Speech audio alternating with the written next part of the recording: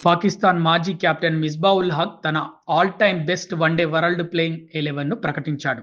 ఈ జట్టులో team India star player Virat కోహ్లీకి మిస్బా చోటిచ్చాడు. కోహ్లీతో పాటు భారత పేస్ గుర్రం జస్ప్రీత్ బుమ్రాకు ఛాన్స్ లభించింది. అయితే ఈ జట్టులో బాబర్ ఆజం కోసం కోహ్లీ బ్యాటింగ్ ఆర్డర్‌ను మిస్బా మార్చడం గమనార్హం. వన్డేల్లో కోహ్లీ సాధారణంగా మూడో స్థానంలో బ్యాటింగ్‌కి వస్తాడు. ఇదే స్థానంలో బ్యాటింగ్‌కి వచ్చి కోహ్లీ ఎన్నో వరల్డ్ రికార్డులను తన ఖాతాలో వేసుకున్నాడు.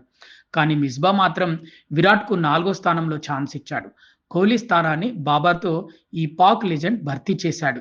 ఇక ఓపెనర్లుగా Sri Lanka star Kusal Mendis, Australia opener Travis హెడ్‌ను అతడు ఎంపిక చేశాడు. అయితే వన్డేల్లో 3 డబుల్ సెంచరీలు బాదిన రోహిత్ శర్మకు ఈ జట్టులో చోటు దక్కకపోవడం అందరినీ ఆశ్చర్యపరుస్తోంది. ఇంగ్లాండ్ నుంచి Harry Brook, Jofra Archer, south Africa నుంచి డేవిడ్ మిల్లర్, మార్కో యాన్సెన్ ఈ జట్టులో ఉన్నారు. న్యూజిలాండ్ నుంచి మిచెల్ షాట్నర్ ఒక్కడికే ఈ జట్టులో చోటు లభించింది.